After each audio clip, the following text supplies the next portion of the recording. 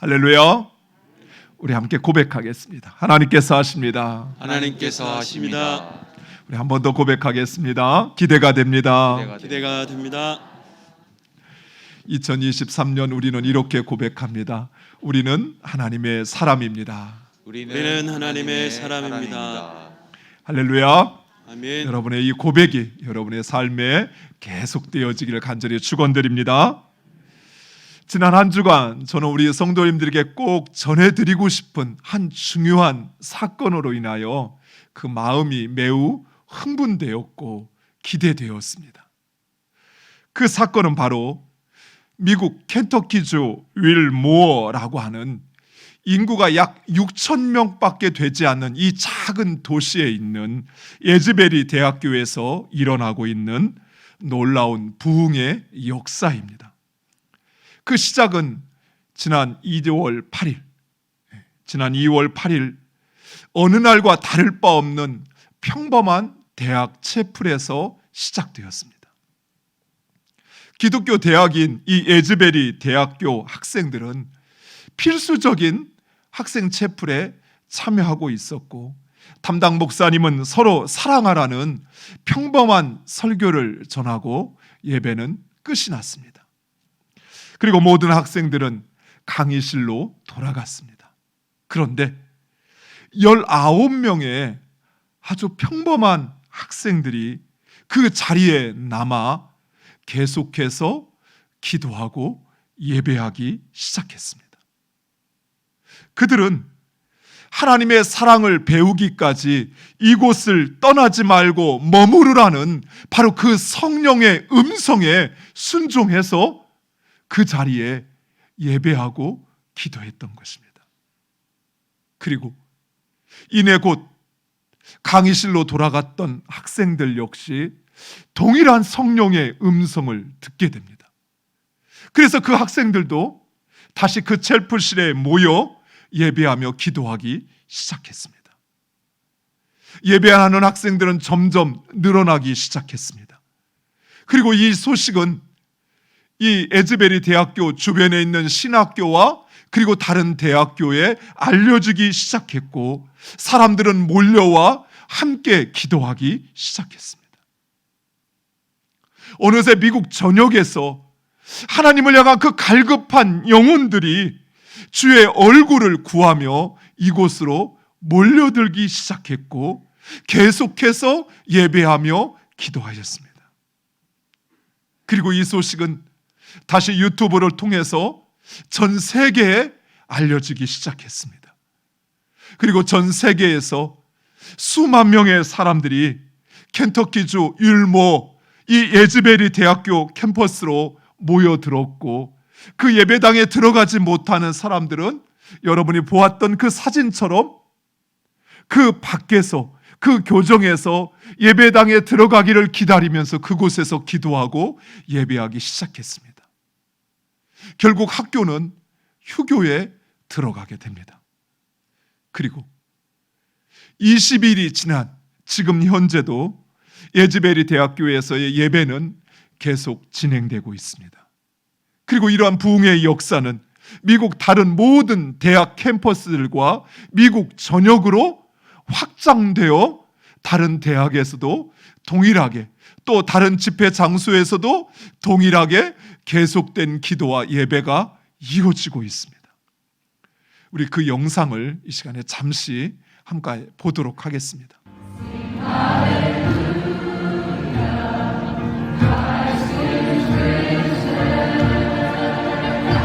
지금 이 장면은 따로 예배 시간이나 순서가 있는 것이 아니라 학생들이 그저 모여서 그저 기도하고 찬양하고 예배하는 것입니다.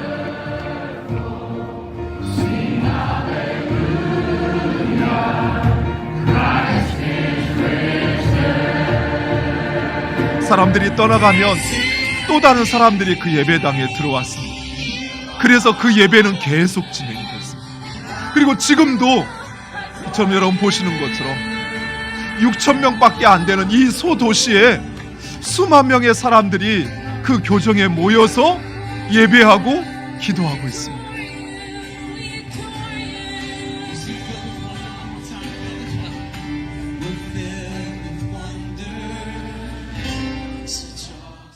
이 예배에 참여했던 사람들은 동일하게 이렇게 말합니다.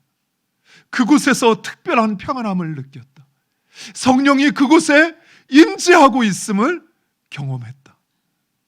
단지 기도하고 예배하는 것만이 아닙니다. 재정이 부족한 학생에게는 즉석에서 자신들의 재정을 나누고, 그리고 자신들의 죄를 고백하고 회개하며 흑인과 백인이 얼싸안고 서로를 포옹하며 서로를 위하여 기도하고, 그리고 하나님을 찬양합니다. 우리가 말씀으로만 들었던 사도행전 2장에서 있었던 초대교회의 역사가 지금 우리가 살고 있는 이 지구상에서 켄터키주 율모 에즈베리 대학교에서 지금 일어나고 있는 것입니다. 이 에즈베리 대학교의 부흥운동은 이번이 처음만은 아니었습니다.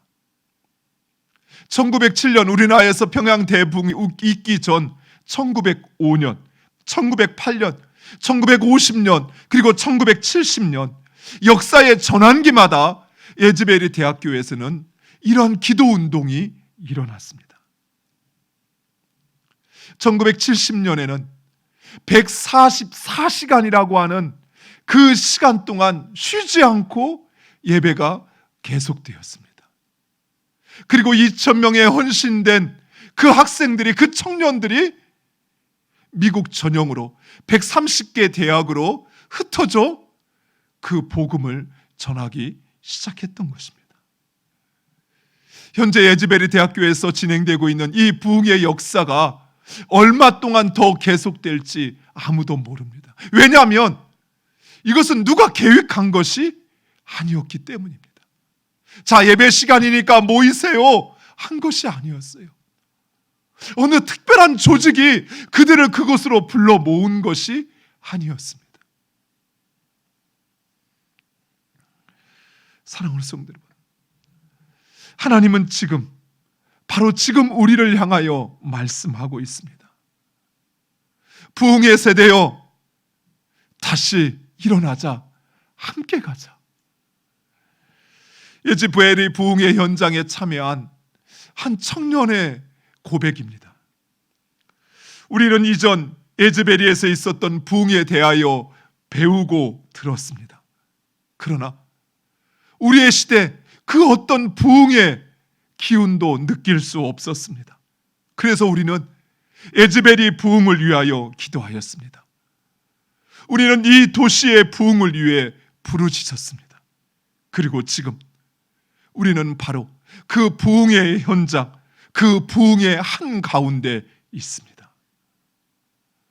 사랑하는 성도 여러분, 하나님은 부흥을 사모하는 자들에게 부흥을 주십니다.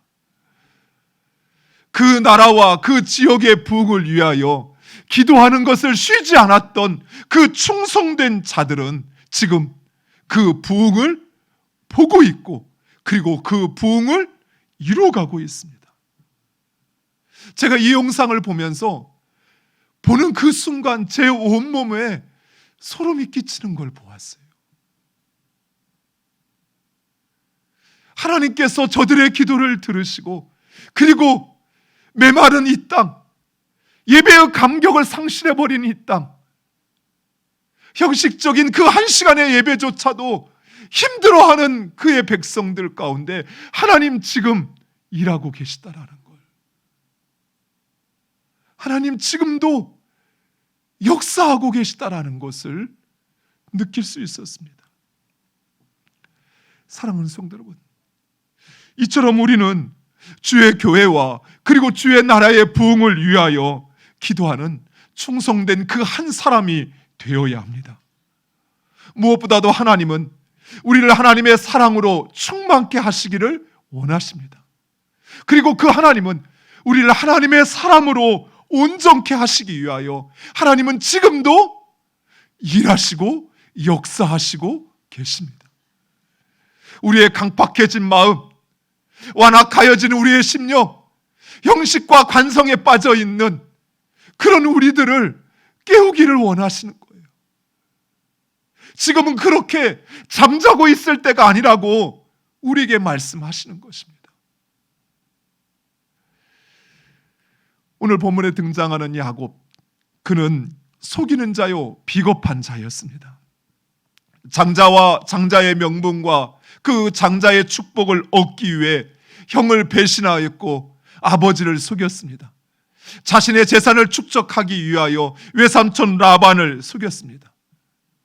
심지어 이 야곱이라는 그 이름조차도 속이는 자라고 하는 아카브라는 말에서 유래하였습니다. 이처럼 야곱은 자신의 목적을 위해서는 수단과 방법을 가리지 않는 그런 비열한 사람이었습니다. 그러나 이런 야곱의 교활함과 그리고 성공을 향한 그 열정보다 야곱을 하나님의 사람으로 세우시기 위한 하나님의 열심은 훨씬 더 컸습니다. 야곱을 통해 하나님의 약속을 이루시며 그리고 야곱을 하나님의 백성 삼으시기 위한 하나님의 열심은 그 무엇보다도 강력했습니다. 야곱이 태중에 있을 때부터 하나님의 그 열심은 시작되었습니다. 하나님은 야곱이 엄마의 뱃속에 있을 때 그 부모에게 하나님께서 그 야곱을 택하셨다는 사실을 미리 알려주었습니다. 약속의 자손으로 선택하신 것입니다. 그리고 야곱이 형 예서를 피하여 외삼촌 라반의 집으로 야반 도주할 때에도 하나님은 그런 야곱과 함께 하셨습니다. 창세기 28장 15절, 우리 화면을 보고 함께 읽겠습니다. 내가 너와 함께 있어 내가 어디도 가든지 너를 지키며 너를 이끌어 이 땅으로 돌아오게 할지라. 내가 내게 허락한 것을 다 이루기까지 너를 떠나지 아니하리라 하신지라. 아멘. 야곱은 지금 하나님의 약속을 신뢰하지 못하고 자신의 방법과 자신의 수단으로 그 축복을 얻으려 하였다가 도망치고 있는 것입니다. 이런 야곱에게 하나님은 내가 어디로 가든지 내가 너와 함께하며 내가 너를 지키고 너를 인도하시겠다 말씀하시는 것입니다. 야곱이 외삼촌 라반의 집에 20년 동안 거하는 그때에도 하나님은 야곱의 삶에 직접 관여하셨습니다. 특별히 하나님은 야곱과 그의 아내들의 임신과 출산을 직접 주장하십니다.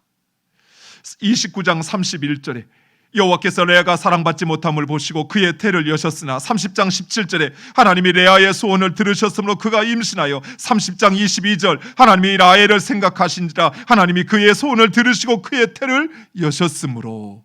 아멘.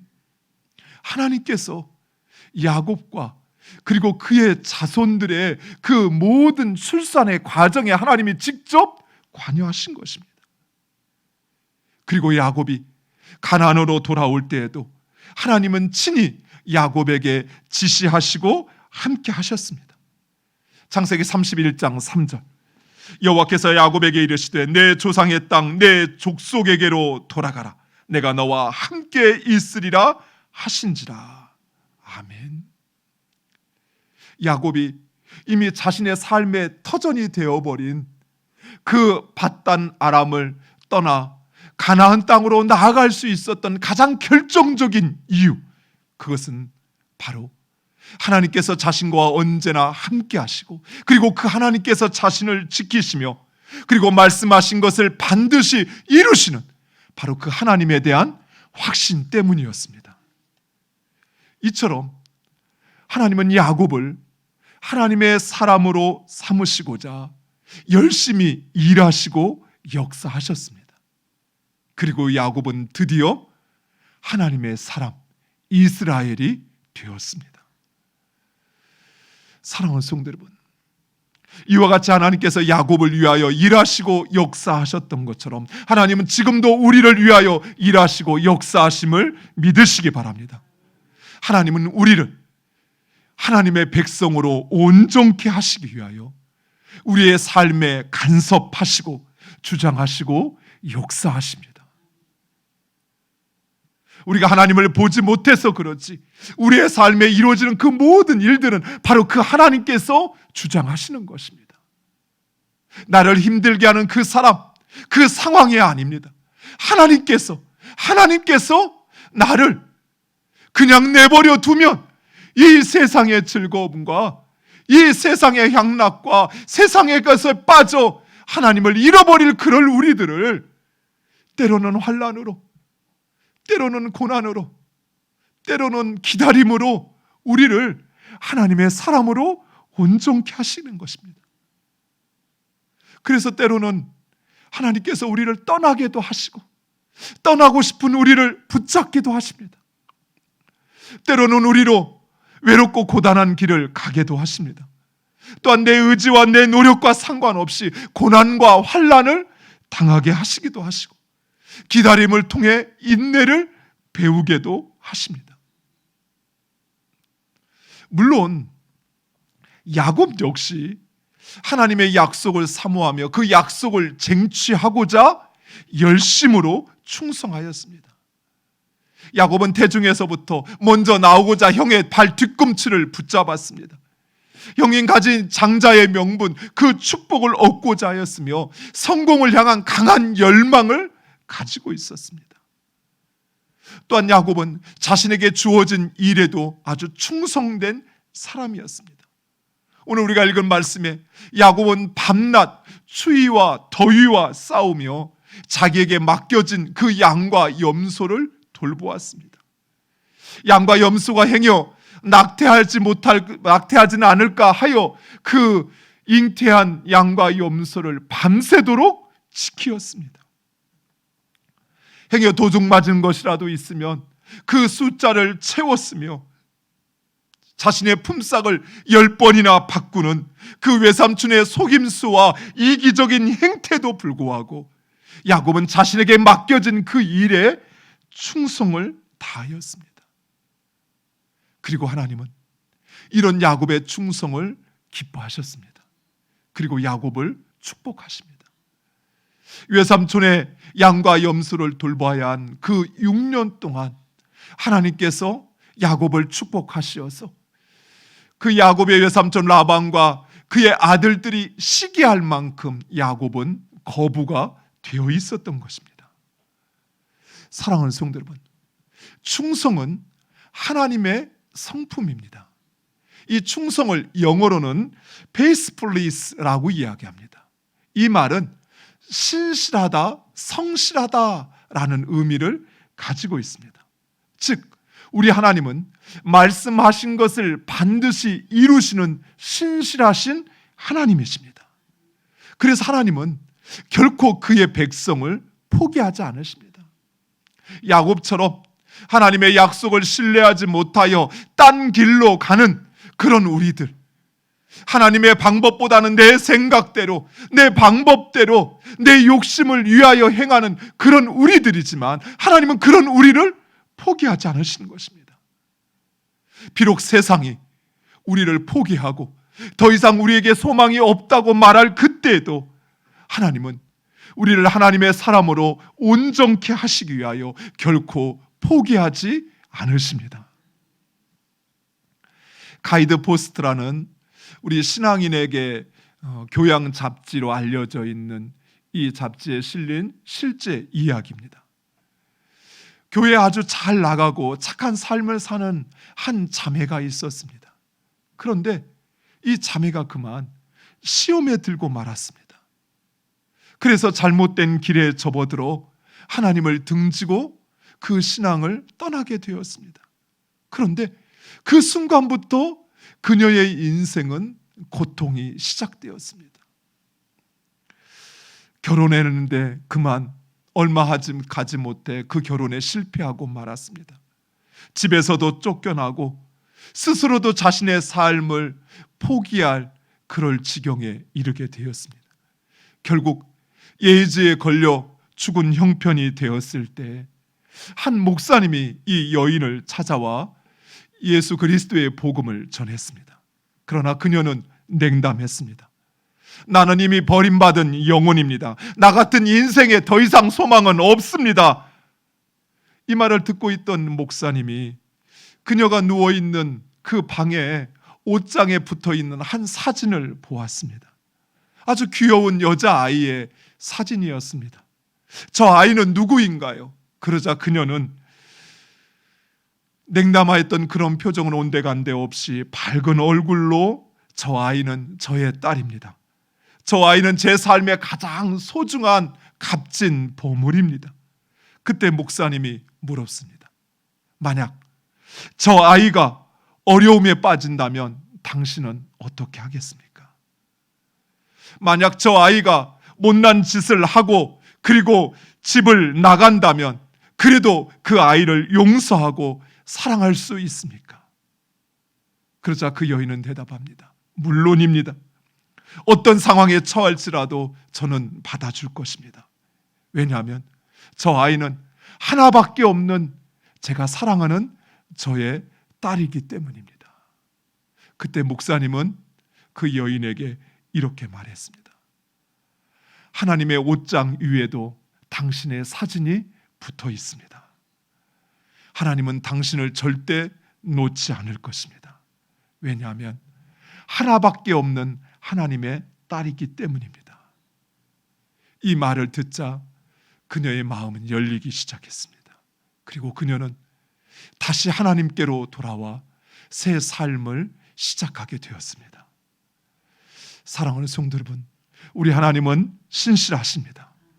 신실하신 하나님은 한 번 택한 하나님의 백성을 결코 포기하지 않으십니다. 그리고 하나님은 반드시 우리를 하나님의 사람으로 온전케 하십니다. 그 신실하신 하나님, 그 하나님은 지금도 충성된 하나님의 사람을 찾고 계십니다. 그리고 그 충성된 사람을 통하여 하나님의 일을 하십니다. 충성되지 않은 사람은 결코 하나님의 일을 할 수 없습니다. 왜냐하면 충성하지 않는 사람은 하나님의 신실하심을 나타내지 않기 때문입니다.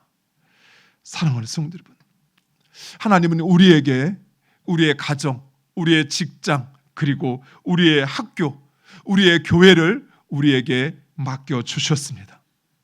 하나님께서 우리를 충성되이 여겨 우리에게 맡겨주신 우리의 달란트입니다. 하나님은 바로 그 충성된 자를 통해서 우리의 가정을 변화시키실 것입니다. 우리의 교회의 부흥을 일으키실 것입니다. 우리 학교, 여러분의 직장, 그리고 여러분의 삶의 자리 가운데 하나님은 역사하시고 일하실 것입니다. 그리고 우리를 통하여 이 세상 가운데 살아계신 하나님, 세상의 주인이신 그 하나님을 증거하실 것입니다. 사랑하는 성도 여러분, 하나님 찾으시는 바로 그 충성된 그 한 사람, 그 한 사람이 바로 여러분이시기를 간절히 축원드립니다. 기도하겠습니다. 아버지,